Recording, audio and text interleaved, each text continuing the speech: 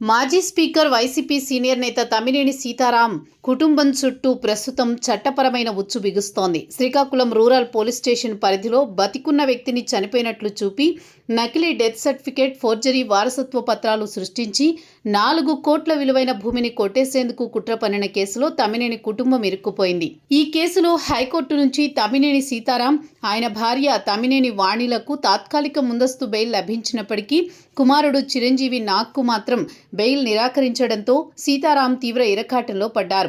దీనికి తోడు ఆమదాల వలస పరిధిలో టీఎస్ఆర్ కాలేజీ వెనుక ఉన్న దళిత కుటుంబం భూమిని ఆక్రమించారంటూ వాణిపై తాజాగా మరో ఫిర్యాదు పోలీసులకు అందింది.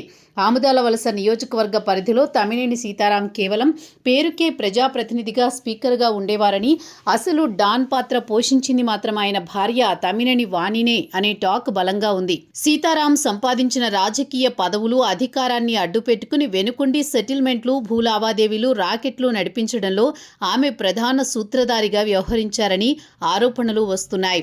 కొడుకు చిరంజీవి నాగ్ కూడా పూర్తిగా తల్లి ఆదేశాల మేరకే పనిచేస్తూ ఈ అక్రమ రిజిస్ట్రేషన్లు, ఆక్రమణల్లో పాత్రదారులుగా మారారనే వ్యాఖ్యలు వినబడుతున్నాయి.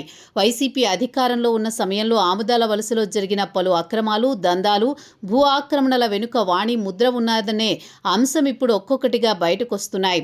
ఏకంగా ప్రభుత్వ యంత్రాంగాన్ని, సబ్ రిజిస్ట్రార్ కార్యాలయాలను తన గుప్పిట్లో ఉంచుకుని నకిలీ డాక్యుమెంట్లతో రిజిస్ట్రేషన్లు చేయించుకునే స్థాయికి దందాలు సాగాయని స్థానిక బాధితులు ఆరోపిస్తున్నారు.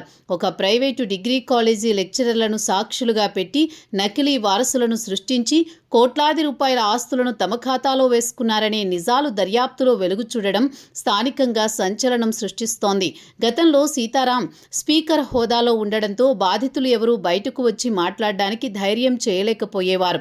కానీ ఇప్పుడు ప్రభుత్వం మారడం, పోలీసు దర్యాప్తు పారదర్శకంగా సాగుతుండడంతో వాణి సృష్టించిన అక్రమాల చిట్టా అంతా బయటపడుతోంది. ప్రజాప్రతినిధిగా ఉన్న భర్త పవర్ను దుర్వినియోగం చేస్తూ ఆముదాల వలసను ఏలిన ఈ షాడో లీడర్ నిజస్వరూపం బయటపడడంతో తమ్మినేని కుటుంబానికి ప్రజల్లో తీవ్ర వ్యతిరేకత ఎదురవుతోంది.